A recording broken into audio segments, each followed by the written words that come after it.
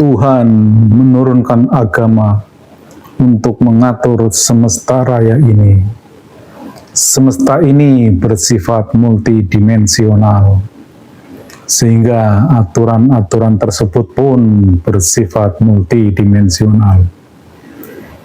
Ketika dimensi ruhani sudah tidak bersambung lagi, maka sesungguhnya agama telah rusak di hakikatnya.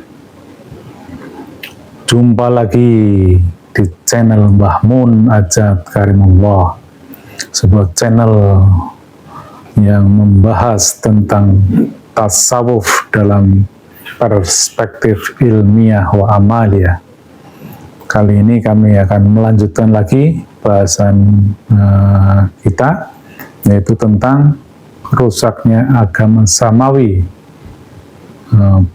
pada level hakikatnya. Kita lanjut ke bahasan berikutnya, yaitu tentang sholat. Itu. Apakah sholat kita telah rusak hakikatnya? Kalau syariatnya sudahlah amat lengkap, itu bahasannya tentang sholat itu luar biasa. Kitab-kitab yang membahas tentang sholat sudah amat komplit, amat lengkap. Itu saking komplitnya dan saking lengkapnya, akhirnya sibuk berdebat tentang hukum-hukum sholat, tata cara sholat, bacaan, dan sebagainya.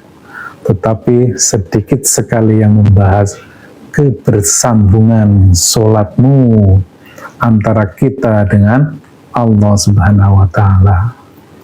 Saya tidak pandai berdalil itu ya, tetapi kembali saya memakai rumusan Profesor Kadirun Yahya. Jadi ibadah kita kalau maknanya hanya fisik, tidak mungkin bersambung dengan yang maha metafisik. Fisika dikali metafisika, maka hasilnya meta, artinya tidak nyata atau tidak bersambung. Mungkin sedikit kami sampaikan sebuah dalil yang menggambarkan dua kondisi tersebut, yaitu yang pertama sebuah hadis, as-sholatu mi'rajul mu'minin. Sholat adalah mi'rajnya orang mukmin. Wah, luar biasa. Betapa hebatnya ibadah sholat itu. Betapa luar biasanya sholat itu. Dia sebagaimana mi'raj, peristiwa yang luar biasa. Kita bandingkan lagi dengan sebuah ayat, fawailul lil musallin, maka celakalah orang yang sholat, yaitu orang yang lalai dalam sholatnya. Itu satu penggambaran yang luar biasa, yang saya kira kalau saya menyampaikan ini sudah tidak ada lagi yang akan berbeda pandangan, karena ini ancamannya luar biasa. Kita sudah sholat setiap saat, ternyata balasannya neraka. Atau ada lagi yang lain makna sholat, innani anallahu la ilaha illa ana fa'budni wa aqimis sholata lidzikri. Sholat di situ bermakna juga mengingat, atau kalau di pemahaman kami sih bersambung secara ruhani, dzikri gitu. Jadi kami dipahamkan begitu, karena kalau mengingat basicnya adalah akal, dan akal tidak akan mampu menjangkau yang maha qadim gitu. Jadi kami memahami zikir pun ya kita bersambung gitu. Jadi itu yang menjadi concern kita. Nah, sekarang pertanyaan kita, bagaimana sholat kita bisa bersambung kepada Allah Subhanahu wa Ta'ala? Kalau sholat kita hanya sebatas memenuhi rukun dan syaratnya, mulai dari berwudu, kemudian sholat dimulai dengan takbiratul ihram, diakhiri dengan salam, dan kemudian selesai. Terus kita merasa jumawa, kita merasa yakin bahwa kewajiban kita sudah diselesaikan. Tapi itu kewajiban hanya sebatas perspektif duniawi. Ketika itu tidak bersambung, apakah kita tidak takut bahwa itu ganjarannya justru neraka? Jadi boro-boro surga, neraka gitu. Lantas ternyata ada sholat yang sangat tinggi nilainya. As-sholatu mi'rajul mu'minin. Sholat itu sebagaimana Rasul Mi'raj, naik dimensi demi dimensi, dimensi di alam ruhani sampai kepada dimensi yang tertinggi. Saya tidak akan cerita terlalu tinggi-tinggi dulu gitu. Saya ingin sampaikan bahwa ketika sholat kita bersambung dengan Allah, secara hakikatnya sholat kita itu hadir, maka itu perbedaannya seperti bumi dan langit. Maka judul dakwah saya yang terdahulu menjadi terbukti bahwa agama ini telah rusak sekali di level hakikatnya. Bahkan ibadah sholat yang paling fundamental pun sudah rusak. Silakan bertanya kepada masing-masing diri sendiri. Bahkan jangan hanya awam-awam, ya ulama-ulama itu, yang ulama syariat itu, ya dipastikan memang rumusnya seperti itu. Ya mohon maaf, dipastikan nggak sampai gitu. Dari mana sampainya? Dari hukum hubungan fisika dengan metafisika tidak nyambung. Dari tali ruhani bagaimana menjelaskannya? Prosesnya seperti apa? Bagaimana tahu apa enggak ruhaninya sudah bersambung atau enggak? Itu. Dan jangan sampai kita terjebak itu hanya akalnya saja yang merasa sampai, kemudian hati kita merasa tenang, tentram gitu, itu sudah sampai. Itu beda. Anda harus mengalaminya. Kalau Anda sudah mengalaminya, Anda baru tahu bedanya mana kebersambungan yang hanya sebatas perspektif, hanya sebatas rasa merasa. Mungkin sekedar berbagi pengalaman itu, jadi karena sholat itu kan suatu hal yang sangat dogmatis ya. Saya dari kecil tuh takut sekali, walaupun kadang-kadang hidup saya itu banyak ngawurnya juga itu.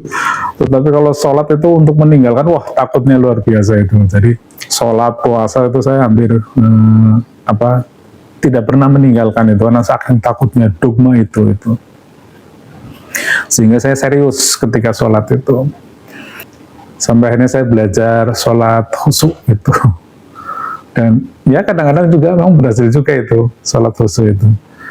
Saya sedang tidak menyalahkan yang latihan sholat khusyuk itu juga bagus juga, saya kira bagus, tetapi terus ditingkatkan, karena yang saya alami itu tidak permanen sambungannya itu, dan hanya beberapa waktu, kemudian setelah sekian lama lupa lagi gitu.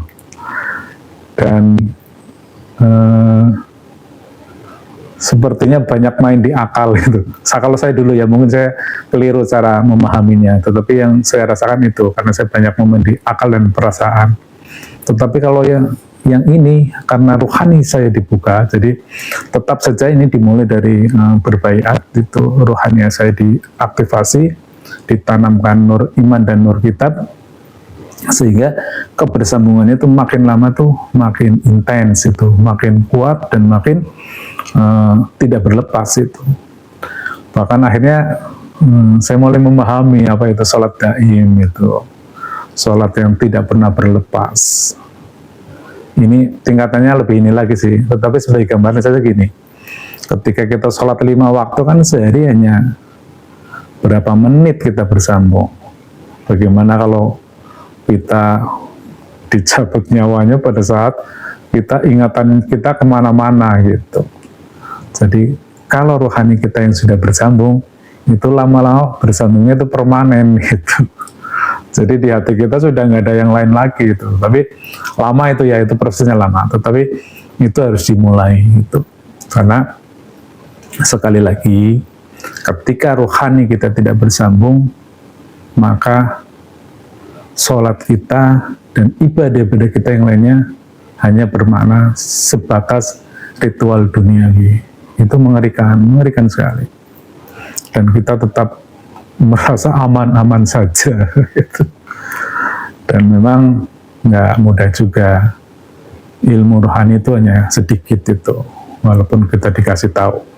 Makanya mohon maaf juga, saya mungkin tidak akan banyak berdebat atau melayani perdebatan, karena ini hanya orang yang mau saja. Ini saya juga ditugaskan oleh yang mulia mursyid kami untuk menyampaikan. Mau ya silakan, nggak mau juga silakan itu. Kalau aslinya sih saya inginnya damai aja sendiri, ngapain saya ini repot-repot itu. Tapi ternyata ini tugas itu. Dan itu ternyata betapa beratnya berdakwah. Berdakwah melawan mainstream. Saya baru merasakan ini, baru bisa merasakan betapa beratnya Rasulullah dulu. Sekarang kan kita sering berhayal, wah saya hidup sejaman dengan Rasulullah, saya akan habis-habisan ikut Rasulullah. Belum tentu. Sekarang ikut Rasulullah apalagi di Indonesia kan, karena Indonesia itu Islam mainstream gitu ya, jadi malah gagah kalau mengatasnamakan Rasulullah di zaman sekarang ini ya. Tetapi di zaman dulu ikut Rasulullah itu perjuangannya amat berat. Dan termasuk kami di Majelis Zikir Tarekat Naksabandiyah Khalid ya, ini perjuangan yang sangat berat melawan mainstream. Orang sudah merasa enjoy itu beribadah, kemudian dapatnya tiap hari pahala gitu. Tiap hari pahala dan harapannya surga terus itu. Jadi kehidupan ibadah itu selalu dikapitalisasi gitu. Di ilmu ini jauh dari itu, baru-baru berpahala itu tidak ada pahala. Kita hanya ingin bersambung dengan Allah dan kita akan kembali kepadanya. Dan kita selalu berharap bisa berkekalan dengannya dari sekarang itu. Jadi tidak akan pernah berakhir, harapan kita begitu gitu. Kalau jasad kan hanya tempelan saja gitu. Ini hanya seonggok mayat saja gitu. Tetapi hakikatnya manusia adalah makhluk ruhani. Demikian saudaraku, silakan, saya tidak mengacak-acak juga karena ini juga bukan ilmu yang mudah, ini amat berat itu. Tetapi kalau Anda tetap stay tune di mode lama ya silakan juga, itu adalah pilihan itu.